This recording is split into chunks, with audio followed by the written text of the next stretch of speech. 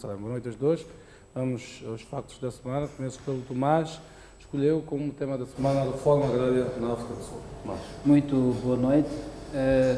Nos dias recentes instalou na África do Sul um clima de algum pânico e apreensão na sequência da decisão tomada pelo Parlamento de empreender uma revisão constitucional que vai permitir a expropriação de terras sem compensação.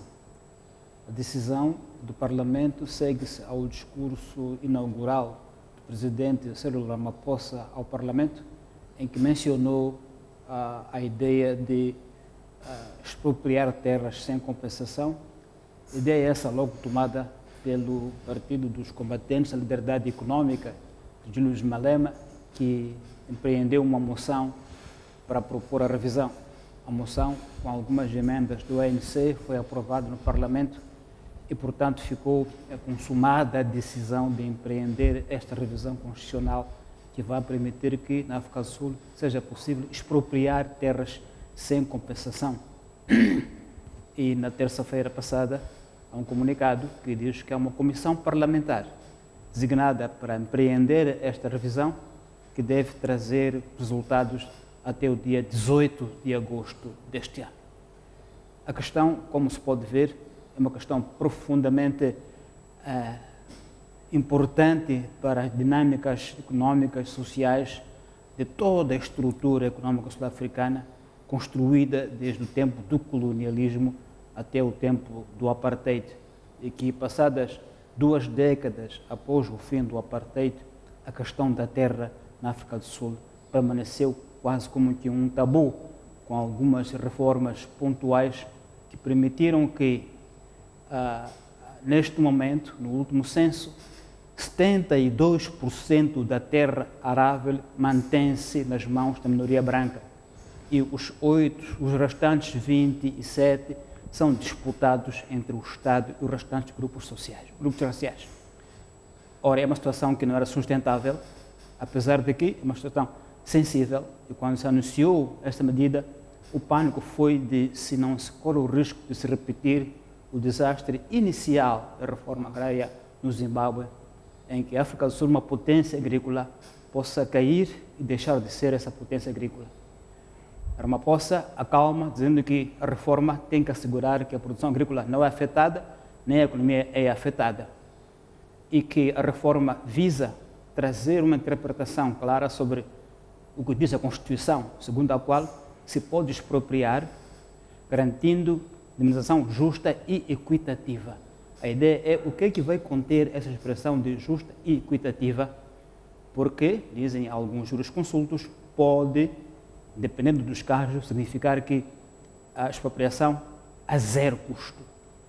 Isto vai, obviamente, desencadear um processo novo na África do Sul, de nova configuração econômica entre os diferentes grupos sociais e algum pânico entre os setores econômicos que podem recear o descalabro da economia sul-africana.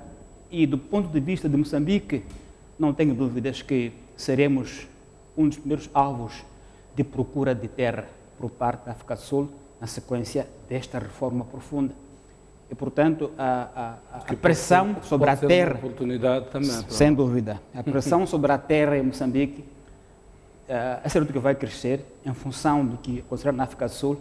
Portanto, há um impacto indireto e direto desta reforma na África do Sul. Devemos seguir com atenção nos tempos que se aproximam. Mas há uma crença de que será um processo prudente, não será um processo turbulento, não poderá trazer as consequências que trouxe a reforma no Zimbábue, até porque a composição das forças econômicas e sociais num país e no outro é diferente. De qualquer modo, é uma fase importante que pode trazer a segunda libertação da África do Sul depois do fim do apartheid. Muito bem, o Salema escolheu como assunto da semana a passagem dos 3 anos do assassinato de Gil Sestac. Boa noite. Ontem, 3 de março, assinalou-se o 3º aniversário do assassinato do professor Gil Sestac, no coração da cidade de Maputo. Há por aí 1 quilômetro da presidência da República. Ele foi assassinado naquela manhã, como ele, há tantos outros moçambicanos que já foram assassinados nos últimos anos. O caso, por exemplo, do antigo membro do Estado, do Conselho de Estado, o Sr. Wandeca. E na Beira também, por exemplo, um membro do Conselho Nacional de Defesa e Segurança, pela Renamo, também foi assassinado, o juiz Silica e tantos outros concidadãos. O que é de facto muito preocupante, tendo em conta que uma das tarefas do Estado é garantir segurança dos cidadãos, dos seus bens, começando pela própria vida. Quanto ao professor Gilles Sestack em particular, é preocupante que até hoje não haja um esclarecimento, não haja desenvolvimento, apesar de, logo que sucedeu o seu assassinato, o Sr. Mudumela, porta-voz da PRM, veio a público dizer que a polícia já tinha pistas. Supostamente, segundo ele, foram quatro indivíduos que perpetraram o assassinato e que um deles supostamente de raça branca e que tinha sido o atirador, etc. O ponto aqui, o que é factual é que está a ficar cada vez mais provado que o país perdeu um dos seus mais sérios constitucionalistas, académicos. Era talvez dos poucos académicos a tempo inteiro aqui em Moçambique. A sua obra diz tudo no domínio do direito administrativo, do contencioso administrativo, do direito constitucional. Termino apelando a quem de direito para que se esforce no sentido de esclarecer o assassinato do professor Gilles Sestack, porque sem isso vamos continuar com níveis de insegurança críticos, o que não é aceitável num país que se quer posicionar no concerto das nações. Quer dizer que, mais preocupante ainda, 3 anos depois, uma figura desta notoriedade, não há sequer uma pista de quem foram os assassinos, num ato que se deu na cidade de Maputo. Portanto, exatamente, muito que preocupante. mostra uma preocupação enorme com a nossa justiça. Muito bem, vamos aos assuntos que elegemos. Começamos este fim de semana, começou a campanha eleitoral para a segunda volta das eleições intercalares em Nampula. Vou pedir notas aqui ao Tomás. Tomás? Desta campanha, ou desta intercalar, a notícia que me parece relevante destacar é a decisão do MDM de apoiar a candidatura do candidato da Renamo às eleições municipais de Nampula. É a notícia, digamos, mais significativa desta fase. Isso também coloca um pouco, dá uma luz àquilo que pode ser o papel do MDM no xadrez entre os dois principais partidos políticos moçambicanos. Sobretudo agora que estamos a falar de pacote de descentralização. Exatamente. E, portanto, pode muito bem o MDM jogar um papel que pode criar algum balanço, ou desbalanço, ou desequilíbrio, ou equilíbrio nas forças entre os dois principais partidos, a Frelimo e a Renamo. E este é o primeiro teste, digamos, que estamos a ver de uma aliança entre a Renamo e o MDM, apoiando a Renamo, neste caso, nas eleições de Nampula.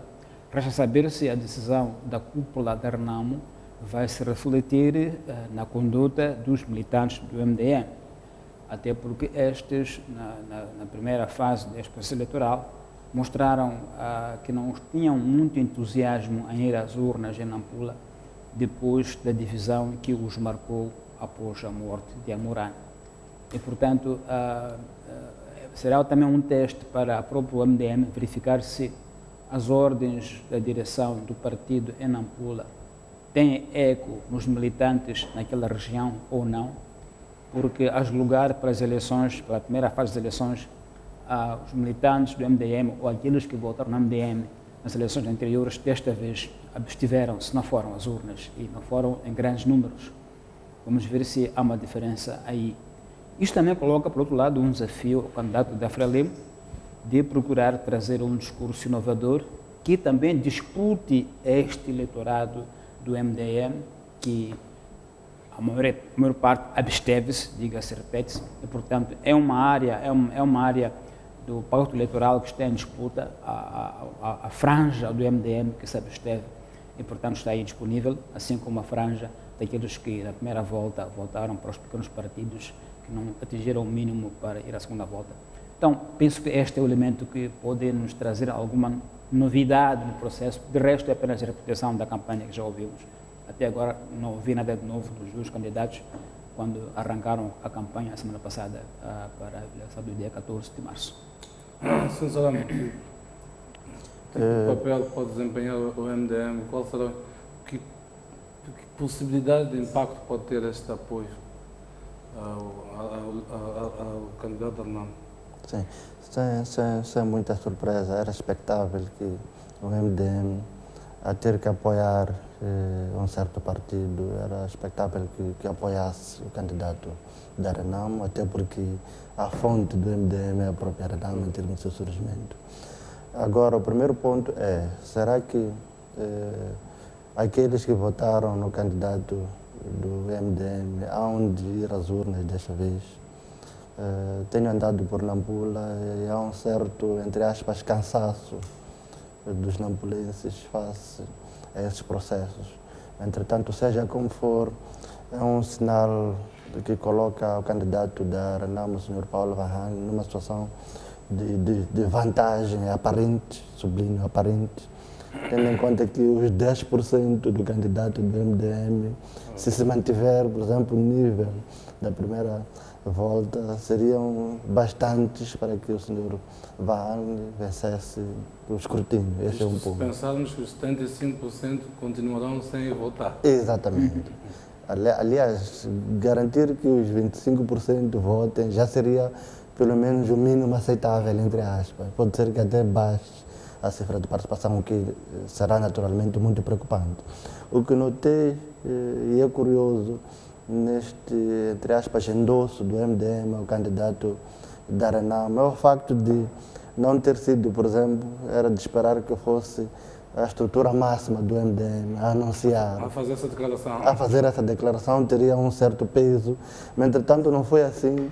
O delegado político provincial recebeu essa missão da direção para anunciar, sendo positivo, do ponto de vista de sinal de que decisões com impacto local são anunciadas localmente, não deixa de ser um ponto que indicia que ainda há algumas desinteligências entre a liderança da Renamo e a liderança do MDM. Aliás, a inauguração da sessão parlamentar na semana passada veio consubstanciar isso. Quanto à campanha eleitoral como tal, ontem e hoje, esses 2 dias, notei um esforço do candidato da Frelimo de ir ao encontro daquilo que os nampulenses aparentemente, desde o primeiro minuto na última campanha, questionaram. O comício de lançamento da sua campanha desta vez teve apenas a participação de músicos locais. Para um nampulense essa mensagem é muito forte. Significa que pode ter aprendido o próprio Frelimo do que aconteceu na primeira volta. Exatamente, do que aquilo que alguns colocam como uma eventual razão que explica que a Frelimo não tenha tido eventualmente o nível de votos que esperava. Por outro lado, depois do comício, dirigiu-se ao mercado da Faina, no bairro de Natiquir, que é talvez um dos mais expressivos mercados informais por Nampula. Por lá fez contactos com os vendedores, banca a banca, ponto a ponto em que eles estão estabelecidos. Isso mostra que a Frelimo está a reinventar-se um pouco em termos de discurso, em termos de campanha. Se na intercalar como tal, não agora que é a segunda volta, o epicentro aparentemente era o centro da cidade, e aparentemente com exibição de muito luxo, conforme alguns críticos da campanha da Frelimo referiram. Desta vez parece que há uma inversão. O próprio representante da Comissão Política na província de Nampula, o Sr. Tomás Salomão, no comício de início de campanha, pedia votos a todos os nampulenses e sublinhou que não interessa ao partido político. O importante é o futuro da cidade.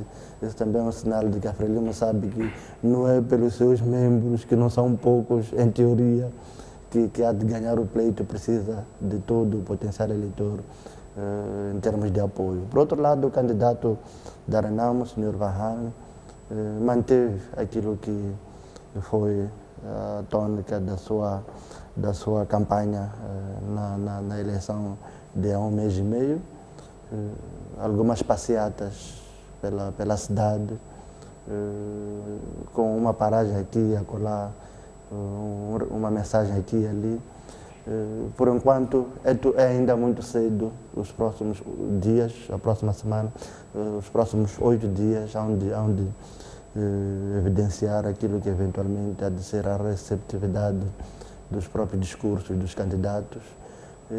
O que se espera é que os órgãos eleitorais, o STAI já veio ao público declarar-se preparado para que a eleição intercalar, a segunda volta, decora a contento. Será bom que fosse esse o caso, diferentemente do que sucedeu na primeira volta.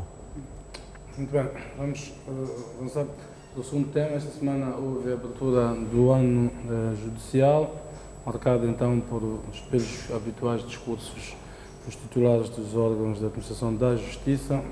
Mas, que leitura é que fez da abertura deste ano judicial, em particular? Bem feito, é um ritual a que já estamos habituados. Todas as primeiras semanas do mês de março, a família do Judiciário, na sua diferente composição, se reúne e inicia o ano judicial.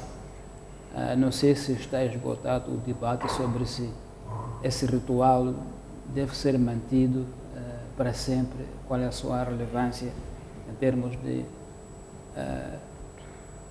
seria prejudicial ao sistema se não houvesse feiras judiciárias ou não. Mas isso é outro tema que podemos, noutra altura, discutir. Em relação aos discursos que houve desta vez, eu destaquei as intervenções de duas personalidades que intervieram, nomeadamente a Procuradora-Geral da República, a doutora Beatriz Buchil, e o bastonário da Ordem dos Advogados, que trouxeram sugestões, de certa forma, inovadoras relativamente ao discurso que já sabemos repetitivo todos os anos, do discurso de justiça que não chega ao cidadão, de justiça denegada. Desta vez, em relação à Procuradora-Geral da República, destaquei a sugestão da criação de tribunais especiais para lidar com casos de corrupção, como casos urgentes, porque esses casos, obviamente, que chegam aos tribunais, o juiz que tem casos ordinários não pode deixar estes e pegar aqueles, sob o risco de, nisso tudo, haver legalidades, mas só havendo tribunais especiais que lidem com questões de corrupção, talvez haja aqui maior celeridade do processo. Na verdade, não é a primeira vez que esta ideia surge. A primeira vez que eu ouvi foi com a senhora Graça Machel, ano passado, que sugeriu a criação de tribunais para crimes económicos, que vai dar, no fim, mais ou menos no mesmo, tipologia de crimes. Então, acho que uma ideia, uma sugestão que me pareceu justificada pelo peso da corrupção, pelo peso dos crimes económicos que nós temos na nossa sociedade. Isso não transmitirá a ideia, Tomás, de que o problema está no julgamento dos casos em si e não tanto na investigação, porque dá a sensação de que o Ministério Público faz toda a investigação, os tribunais é que demoram a julgar. Poxa, pode também dar essa leitura do género, bom, do nosso lado nós não temos qualquer problema, temos feito a nossa parte, mas não há julgamento porque os tribunais são insuficientes eventualmente, não sei se essa leitura pode acontecer. Mas tomei nota dessa sugestão, porque é um pouco consentânea com a pressão que a sociedade faz sobre as questões de corrupção. Ainda esta semana foi lançada a percepção da corrupção do ano passado e uma vez mais Moçambique caiu como era de esperar nos índices de corrupção mundiais. Nem vale a pena falar disso porque é uma questão óbvia. Em relação ao bastonário, o doutor Flávio Menete, desculpem, trouxe sugestões e análises de várias matizes que me pareceram muito pertinentes, mas vou destacar apenas 3 ou 4. A primeira tem a ver com a célebre questão das dívidas ilícitas. Ele destacou que causa perplexidade que depois de tantos documentos, tantos relatórios da Assembleia da República, da CROL, ainda não haja arguidos neste processo. É uma perplexidade que nós partilhamos aqui, já a exprimimos várias vezes. Não faz qualquer sentido. Ninguém pode compreender como que até hoje não haja arguidos nestes processos, com tantos relatórios, com tantas evidências, como todo mundo já conhece, já leu. Este é um ponto. O outro ponto que... Esse não é um problema dos tribunais também. Pois não. Aí está. É o problema do próprio Ministério Público. Claro. Digamos que, em parte, responde um pouco à Procuradora-Geral da República, o que é que até agora não temos arguidos nesse processo, com tantos documentos evidentes que existem. Segunda questão que queria destacar, chamou a atenção para o processo da revisão constitucional por causa da descentralização, pedindo que os moçambicanos sejam escutados com tempo e com prudência.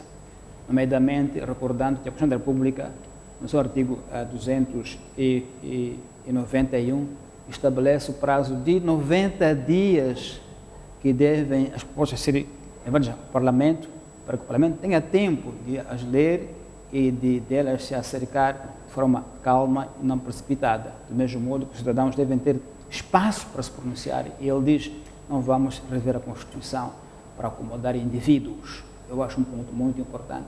Não se pode fazer revisão para acomodar indivíduos, pessoas concretas. E chamou a atenção para os custos que este processo pode envolver, nomeadamente quando falamos de assembleias em todos os distritos de Moçambique. E finalmente, a questão do desastre de Ulene, em que o bastonário dos advogados fala de que o Estado, tendo como um dos deveres garantir a segurança dos cidadãos, tendo falhado essa sua missão, os afetados têm direito a serem indemnizados.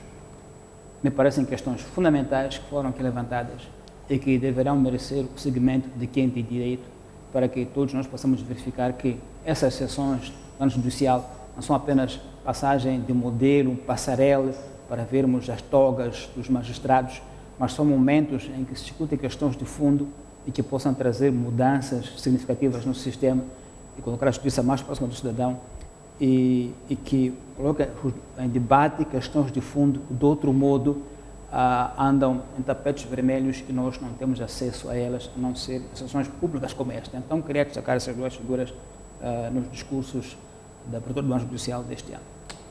Salema, sua leitura? Começando por este último ponto do Tomás Vera Mário, seria interessante ver a própria Ordem de Advogados a demandar o Estado, em nome daquelas humildes famílias que tiveram aquele infortúnio, aquele que deveria agir para que se não estabelecessem por ali, não o fez, com o que incumpriu o dever do Estado de promover a segurança dos cidadãos. E em se tratando de uma questão no geral que tem a ver com o meio ambiente, uma área difusa daqueles são os interesses da sociedade politicamente organizada, a ordem, como qualquer outro cidadão ou qualquer outra organização, pode demandar o Estado, no caso daqueles. Então seria interessante, feita a constatação... Acho que assumisse a iniciativa. Exatamente. De resto, não seria a ordem de advogados a queixar-se, por exemplo, de falta de advogados para demandar o Estado. Os tem por demais, e o próprio bastonário é competente para constituir relevantes equipas. Então seria interessante, porque não basta, como dizia Tomás, fazer a constatação, há que partir para a ação, porque caso contrário, muitos daqueles cidadãos sem direito a nome nos jornais nem sabem que podem demandar o próprio Estado, não têm esse conhecimento ou não têm essa capacidade. Mas a Ordem de Advogados, uma das suas funções é proteger o Estado de Direito Democrático, os valores do Estado de Direito Democrático, os princípios. A responsabilização, naturalmente, que é um desses princípios. Então, seria uma boa notícia se a Ordem partisse para a ação. Aliás, desconfio que possa ser esse o caso até, a ordem já possa ter avançado. É o mínimo que seria de esperar numa situação destas, em que a ordem, enquanto contrapoder, ela própria constatou, tem uma opinião e tem acesso a todos os recursos do ponto de vista de impressão de uma ação em concreto. Eu espero que a breve trecho todos nós saibamos daquilo que a ordem esteja a fazer. Quanto ao discurso do próprio bastonário no geral, notei também o facto de a ordem dos advogados reiterar que películas escuras, os chamados vidros escuros ou fumados, não constituem nenhuma alteração das características das viaturas, termos em que multar os automobilistas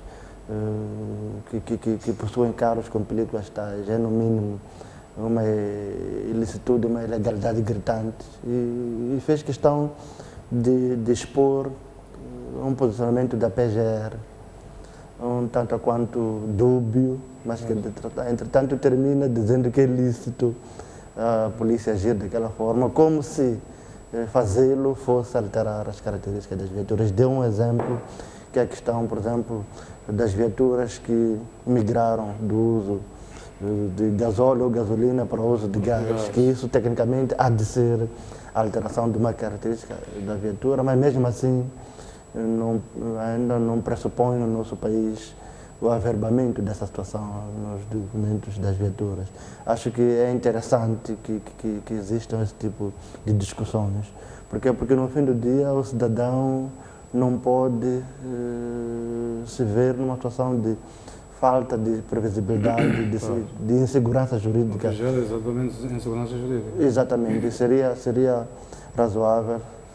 E é a situação em que estamos neste momento em alguns desses tópicos, incluindo este das películas sobre as viaturas. Prevalece nesta altura a posição de quem tem força. Portanto, se o cidadão se deparar com a polícia neste momento na rua, o que é que sucede? Exatamente, mas não está direito democrático, a coisa não deveria ser assim. Espero que a própria polícia esteja a fazer reflexões profundas sobre isto. E a polícia tem a sorte, entre aspas, de ter sempre licenciados em direito como comandantes.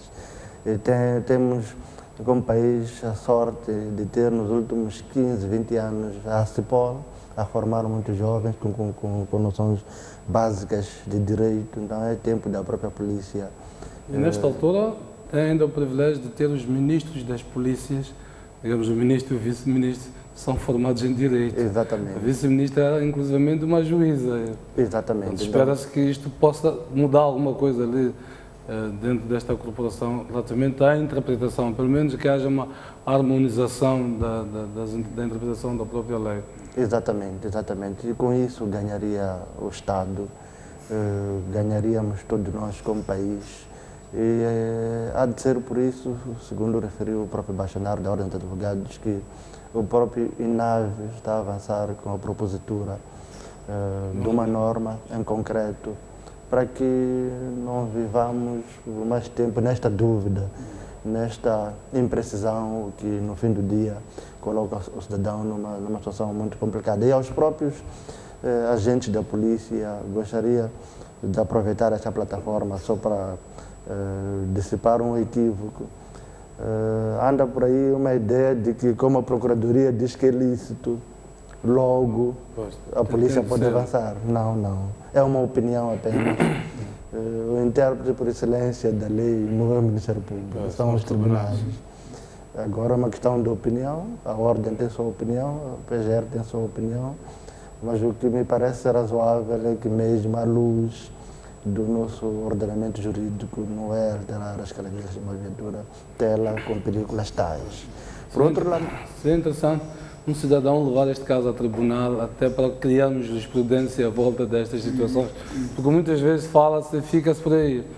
Poderíamos ter já a interpretação autêntica, de facto, vinda dos tribunais, nas várias instâncias, e gerava-se uma espécie de jurisprudência relativamente a esse assunto. Exatamente. E por falar nisso, eu conheço um caso recente, infelizmente não posso dar muitos detalhes, de um cidadão que foi vítima de de um atropelamento. A viatura que empreendeu aquilo, o proprietário atropelou e fugiu, processou o Estado, esse indivíduo, sendo uma das tarefas do Estado a promoção da segurança, a garantia de segurança, e ganhou a causa no tribunal, na primeira instância.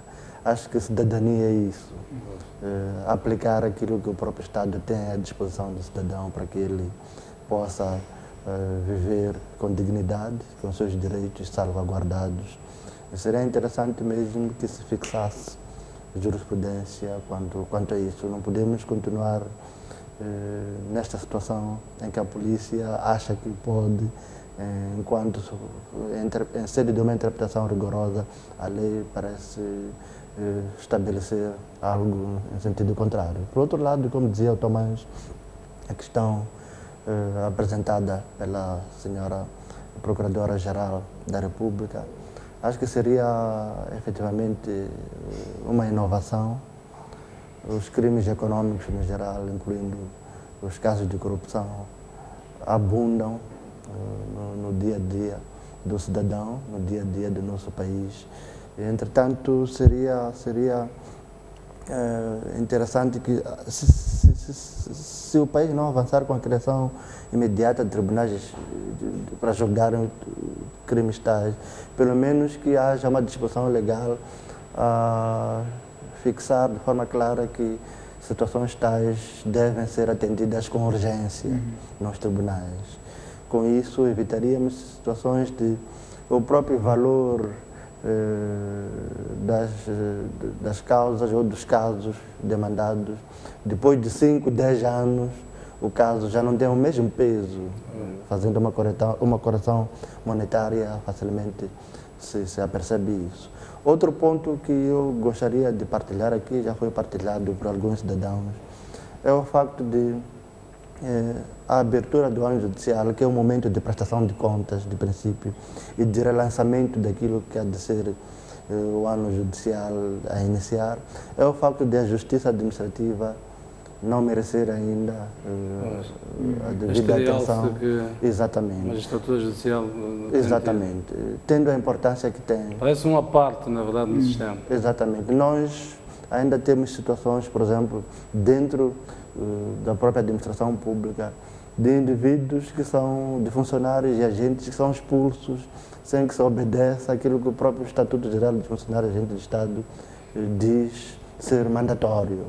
Mas, entretanto, muitos desses cidadãos nem conhecem os seus direitos, nem têm como demandar. Em alguns casos, depois de muitos anos, têm acesso à informação sobre aquilo que podem fazer para demandar o Estado. O Estado tem estado anualmente a perder muito dinheiro devido à existência de dirigentes irresponsáveis e que não cumprem aquilo que são as regras de jogo. Então, seria interessante que, em sede da abertura do ano judicial, a magistratura administrativa tivesse espaço para ela própria aproveitar a plataforma para educar a quem tem direito, lançar um alerta e efetuar também um balanço público daquilo que é a sua atuação. Já houve uma evolução, que é a inclusão da Ordem de Advogados. Nem sempre foi assim, mas, entretanto, precisamos, como país, de continuar nessa marcha progressista. Queria acrescentar só mais um ponto em relação aos advogados e a sua missão também de defender direitos humanos, intervindo, como sugeria o Euricino, em relação ao caso do Olene. O bastonário dos advogados, no seu informe, sem detalhes, referiu a intervenção da Ordem no caso gritantemente inaceitável de direitos humanos violados pela empresa indiana Jindal, em Tete. A Ordem demandou esta empresa e o Tribunal Administrativo de Tete condenou a empresa, obrigando-a a que ela faça as processos de populações reassentadas dentro de 18 meses. É uma decisão recente para a Tete, que mostra, digamos, o ato de ir ao tribunal em nome das comunidades, portanto, de demandar as empresas para que cumpram suas obrigações. Agora, o que eu achei estranho é que o tribunal ainda dê 18 meses a Jindal, para um caso que dura há vários anos. Populações que estão vivendo em cerca é o termo, em condições desumanas, muito desumanas há vários anos.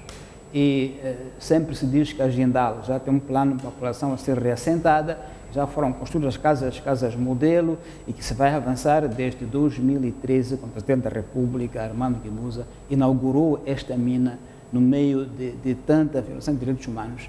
Então me espantou que o Tribunal ainda dê 18 meses à empresa para colocar as pessoas em condições minimamente humanas. De qualquer modo, saúdo os advogados que adiantou com este processo de litigação e obrigou, a sentença obriga, portanto, a empresa Jindal a cumprir com suas obrigações. Estranhamente, aí, o Tribunal Administrativo iliba o Estado de qualquer responsabilidade nesse processo.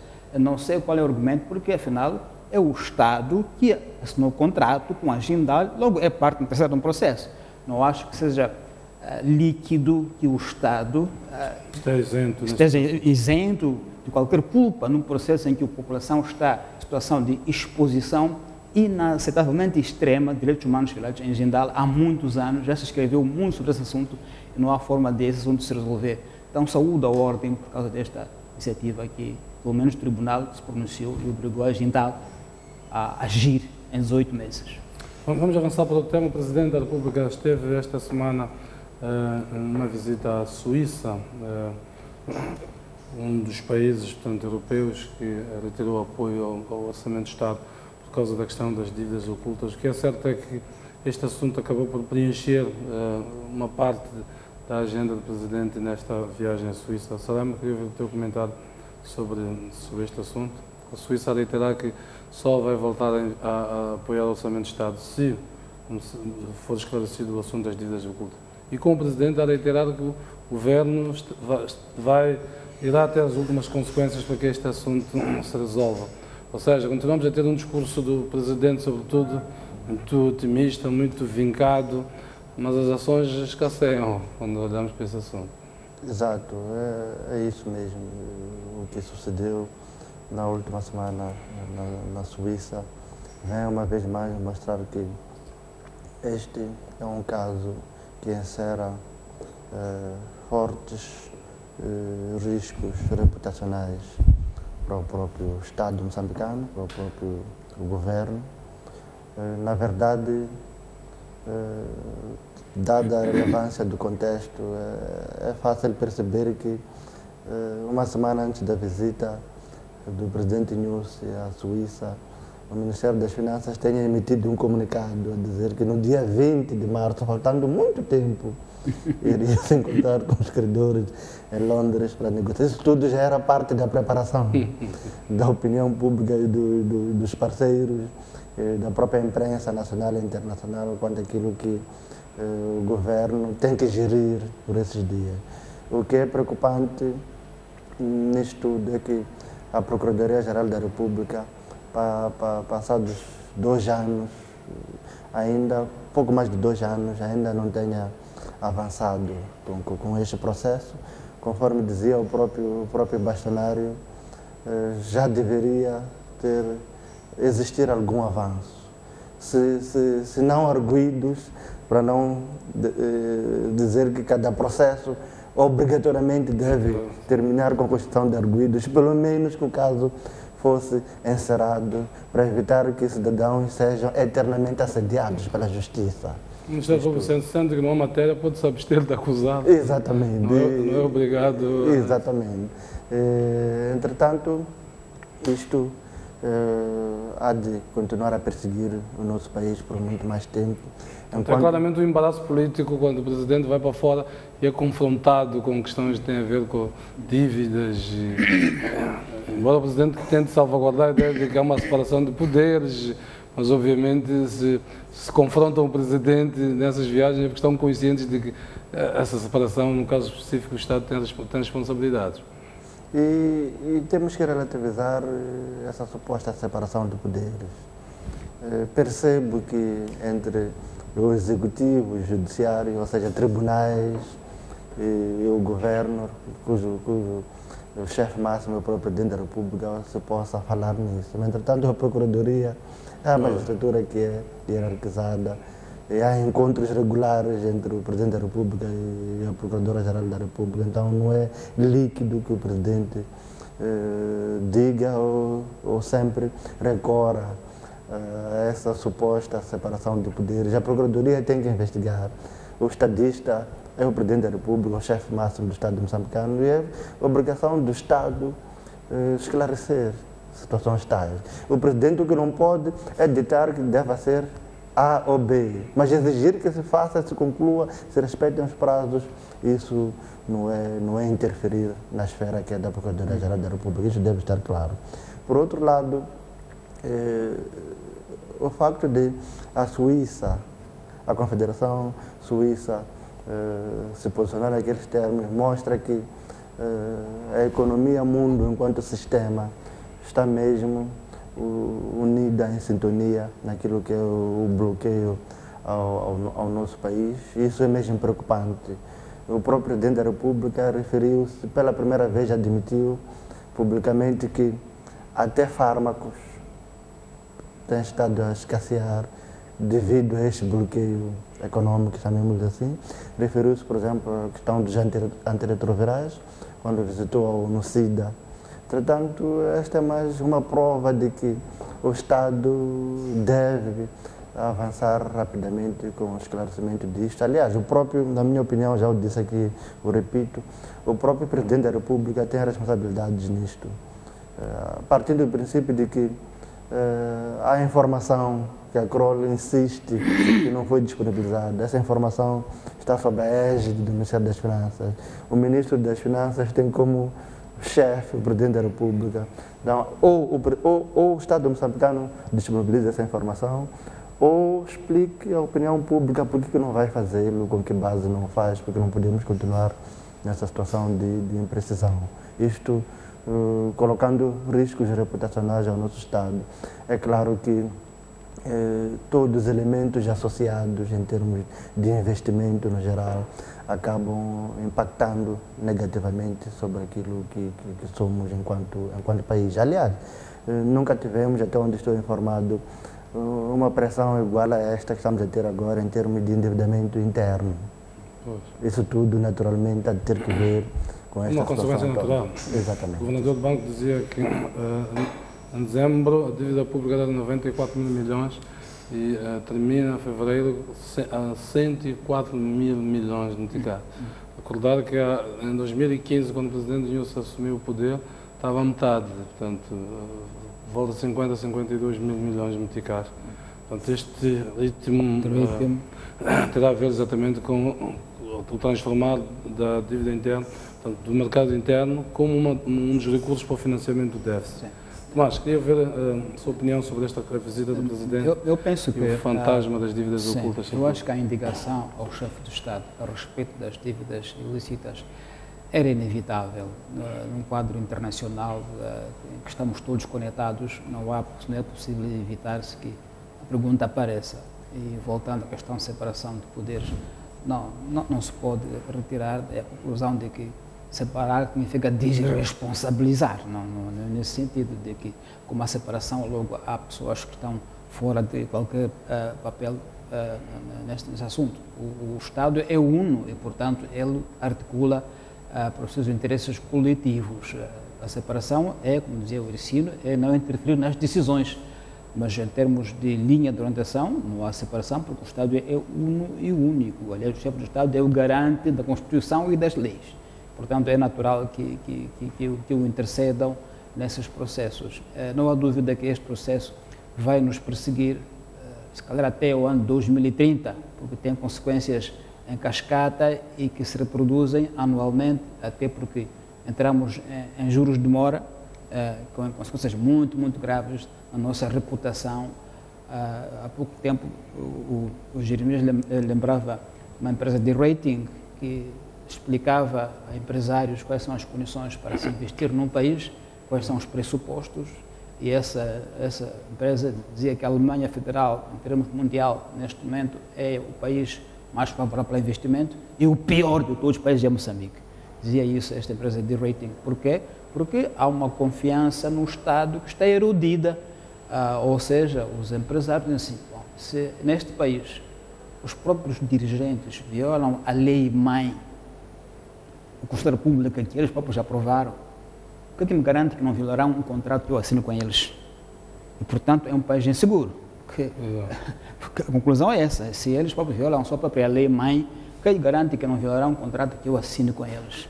E mais, são relapsos no pagamento das dívidas. E, portanto, a nossa reputação está realmente no nível mais baixo possível e isso vai continuar a acontecer assim enquanto nós não nos colocamos com dignidade de outros Estados esclarecendo essas questões, até porque esse processo tem dois processos distintos, o outro, e esse acho que podia já avançar, o dos 500 milhões, que ninguém diz aonde é que estão. Preciso que isso avance nesse processo também. Mas, finalmente, eu queria também saudar o Presidente da República na sua visita à Suíça, porque recebeu o galardão, o honoris causa pela paz, pelo seu esforço pela paz. Eu penso que este é um sinal que nos orgulha, porque eu li isso como mais um encorajamento para que prossiga com o esforço da paz no modelo que ele próprio empreendeu, aquilo que eu leio como um elemento distintivo no modelo do presidente Youssef é a humildade. Eu acho que a humildade é aquele elemento-chave que o caracteriza e o diferencia. Não sei se há processos em que um chefe de Estado sai da sua capital nacional e vai ao mato atrás do líder rebelde que violou a lei e empreendeu ataques, estando também no Parlamento. Isto não exprime fraqueza, exprime humildade perante o povo moçambicano. Eu acho que é essa a mensagem que se deve ler deste honoris causa. Talvez nós mesmos, moçambicanos, devíamos ter essa iniciativa de nos encorarmos uns aos outros quando há este tipo de avanços importantes na nossa liderança política. Eu saúdo então o Presidente por este honoris causa, mas o que não pode diluir o fato de que foi confrontado com a questão da dívida, porque é ele o chefe de Estado deste país. Aliás, gostaria também de me associar ao Tomás e a todos aqueles que saúdam o facto de o nosso chefe de Estado ter sido reconhecido por via da atribuição do título de doutor honoris causa. E, na verdade, é um reconhecimento do seu esforço, como ele próprio sempre faz questão de dizer, não só o seu, mas também do líder da Renamo, Afonso da Cama. É bom que se reconheça isso tudo. Eventualmente não foi dada nenhuma explicação, mas eventualmente Afonso da Cama, se não estivesse confinado, entre aspas, a Serra da Gorongosa, talvez ele próprio seria merecedor de uma atuação tal. E vejo isto como uma pressão muito inteligente da Suécia, aliás da Suíça, ao Presidente da República, no sentido de que é a Suíça que, ao nível dos parceiros internacionais, está a facilitar, está a coordenar o grupo de facilitação do processo de pacificação do nosso país. E com aquela atribuição, pelo reconhecimento do seu esforço, qualquer pressão que o próprio Presidente sofra, e aí sofre, ele próprio tem dito isso, no sentido de, eventualmente, recuar naqueles avanços que eles têm estado a empreender, há de naturalmente pensar naquele galardão que já teve, naquele prêmio que já teve, é um prêmio no fim do dia, e a notícia será mesmo de que aquele que recebeu o honoris causa agora já está a recuar. Foi capaz de levar o processo. Exatamente, isso vai acompanhá-lo sempre em todo o passo que empreender no contexto das discussões, do diálogo pela paz. É uma pressão muito inteligente, além, naturalmente, de dignificar o próprio chefe de Estado. Isto é uma das boas pressões que todos nós gostávamos que houvesse. Por falar em paz, esta semana o líder da Renamo, Afonso da Cama, deu uma entrevista ao Jornal do País, onde refere que o processo de desarmamento e integração dos homens da Renamo nas Forças de Defesa e Segurança vai arrancar no final deste mês de março e prevê-se que termine em junho. Mais uma boa notícia esta que o líder da Renamo dá.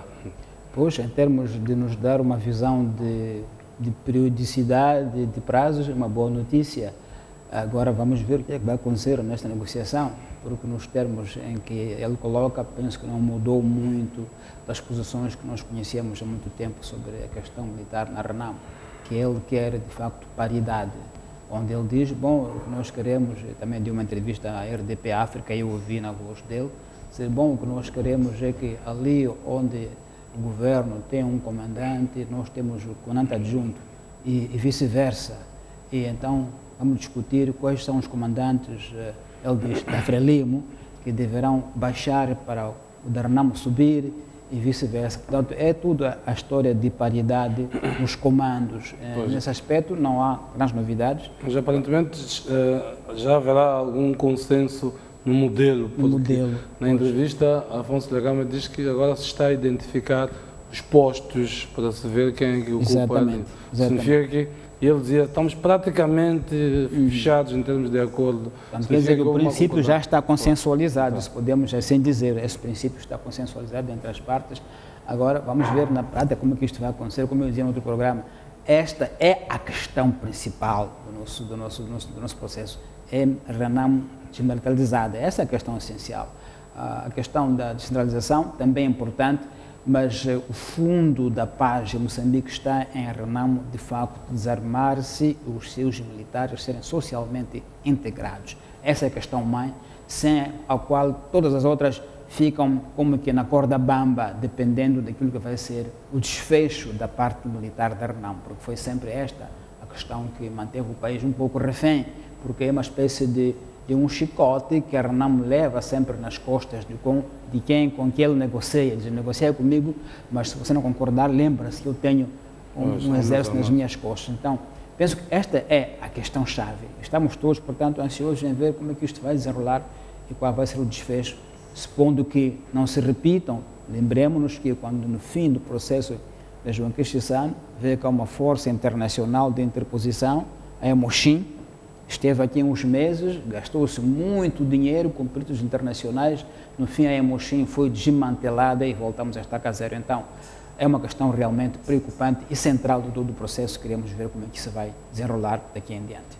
Salema, como é que olha para esta declaração importante de Afonso Lagama sobre um dos tópicos-chave para o desfecho deste nosso processo político? Naturalmente, é uma boa notícia.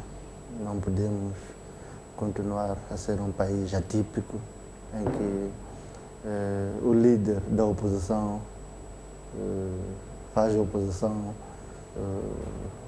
por via do telefone, por via das TIC. Se estivéssemos em 1970, sem os celulares, não sei como é que estaria a expressar a sua opinião política. E é interessante ter notado há 2 semanas o chefe de Estado a dizer que ele pretende introduzir uma nova disciplina política, no sentido de os encontros com o líder da Renamo não serem ocasionais. O líder da oposição, neste caso, que coincide neste momento ser o presidente da Renamo.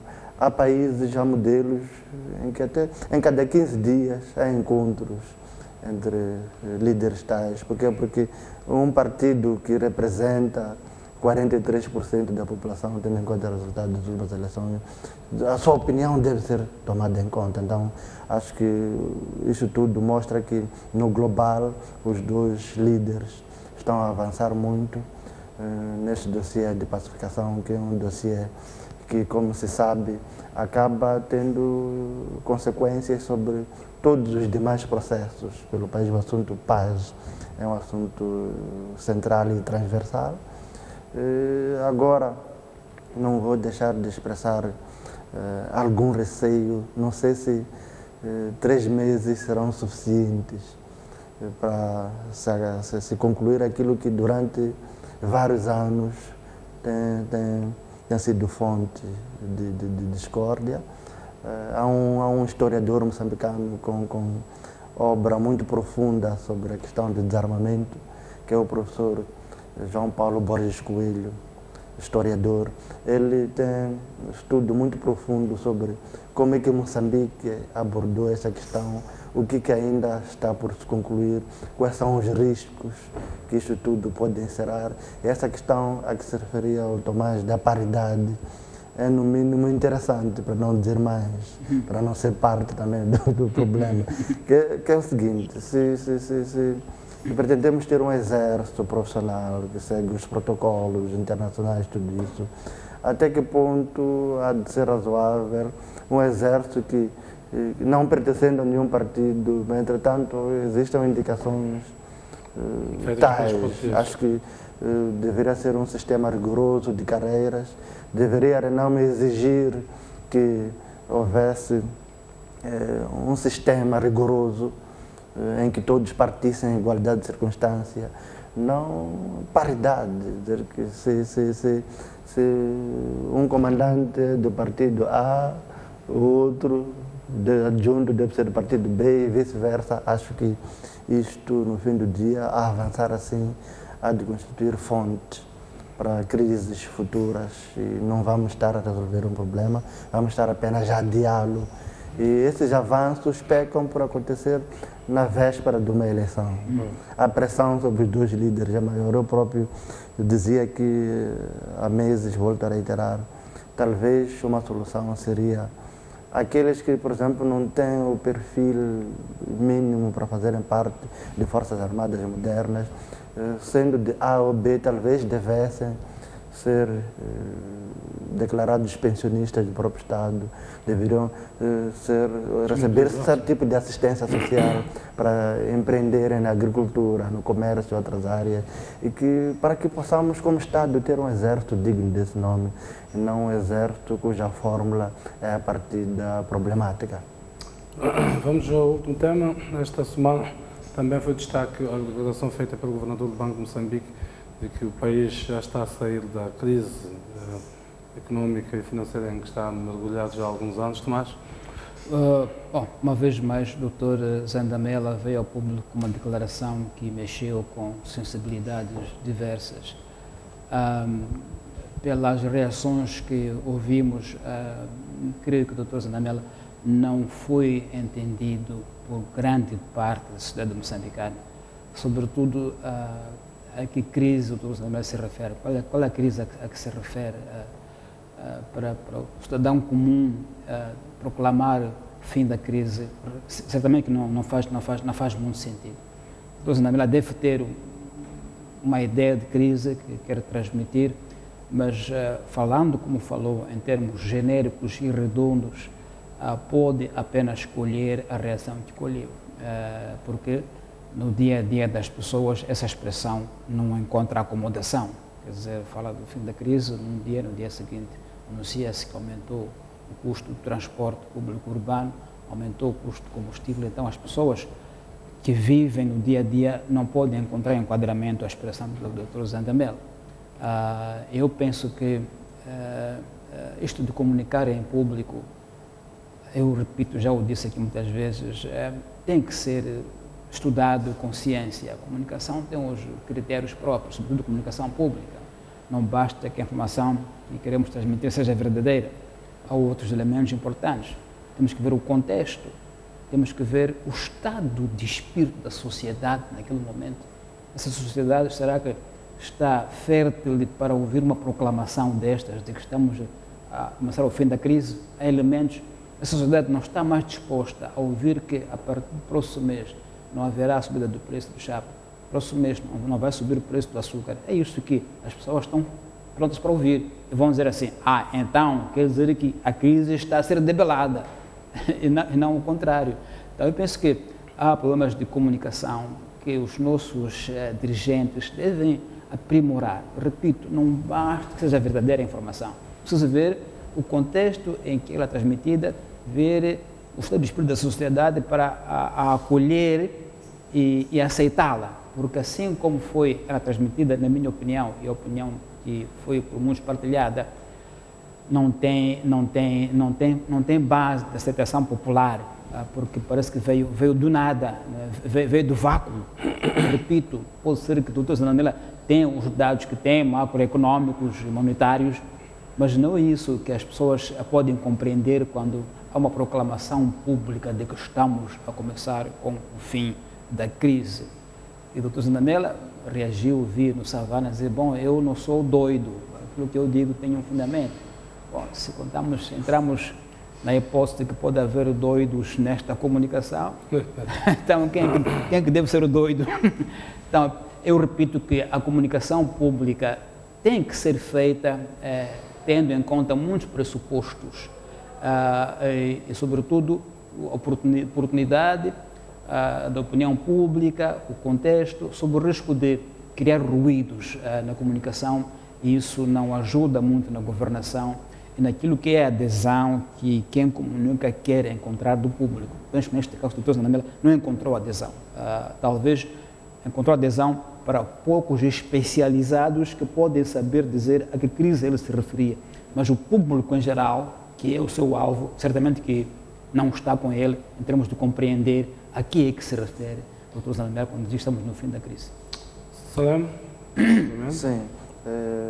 Na verdade, há um artigo interessante na última edição do Semanário Savana, escrito pelo Dr. Roberto Tibana, onde ele, que é uma voz autorizada para dizê-lo, diz que o texto como tal do Comitê de Política Monetária está muito bom, é uma leitura muito bem feita, uma boa estrutura, mas que, entretanto, aquilo que o governador aditou, ou seja, aquilo que não está no texto que ele disse, por exemplo, a suposta resposta aos críticos, nos termos do que ele referiu que não era doido, isso tudo acho que não é digno, do ponto de vista comunicacional, de um governador de um banco central. Acho que talvez o próprio governador deveria, de forma muito serena, refletir profundamente sobre o tipo de comunicação pública que ele deve fazer. Talvez se limitasse só a ler o comunicado, não haveria todo este ruído. Sem fazer interpretações. Evitável. E talvez tendo uma estratégia, querendo passar uma certa mensagem, pode do tipo fazê-lo noutra plataforma, e não em sede do Comitê de Política Monetária. Talvez essa possa ser uma saída. Por outro lado, uma coisa são as tecnicalidades, aquilo que os manuais eventualmente digam, de que uma crise considera-se como estando a ser debelada, havendo redução da inflação, etc, etc. Mas, entretanto, outra situação é a economia real, são as panelas das famílias. É o My Love, é o chapa, é o custo da água, de energia. Entretanto, o governador tem que sopesar isso do ponto de vista de comunicação, pelo menos. Pode ser que se estivesse numa defesa de uma tese de economia, numa faculdade qualquer, talvez até estivesse certo. Mas, entretanto, do ponto de vista de comunicação pública, é problemático que ele tenha se expressado naqueles termos. Aliás, ele próprio, em um passado recente, referiu-se preocupado com o facto de, embora o metical se estivesse a estabilizar, embora a inflação estivesse a decrescer, isso não se estava a refletir na redução dos preços dos principais produtos. Se ele próprio pensa assim, como é que ele acha que a crise como tal está a ser debelada apenas porque os principais indicadores macroeconômicos sugerem isso? Acho que há que sopesar isso. Quase no mesmo dia em que ele referiu-se a um suposto debelamento da crise, estavam a ser anunciadas novas tarifas dos transportes semicoletivos. Ele referiu-se, por exemplo, à precipitação, à chuva que tem caído. Sabemos todos que numa situação destas, mesmo o tomate sobe de preço. Muitas famílias aqui têm o tomate e a cebola como parte essencial de suas refeições, às vezes não como suplemento, mas como a própria refeição para um certo dia. É claro que a subida de preço de tomate, que nem é produzido aqui, vem da África do Sul, num contexto em que o metical está a depreciar face ao rand e ao dólar, tudo isto é preocupante. Acho que o governador precisa ainda de se sofisticar do ponto de vista comunicacional.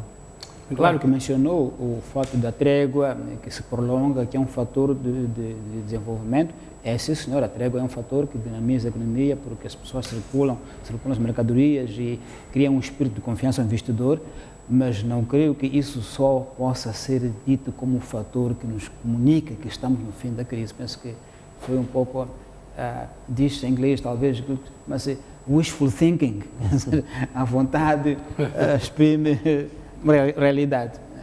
Muito bem, vamos terminar por aqui. Esgotamos já os temas que tínhamos agendado para hoje. A próxima semana voltaremos então a encontrar-nos aqui em termos de pontos de vista. Foi um prazer ter vindo desse lado. Uma boa semana de trabalho a todos vós. Até domingo.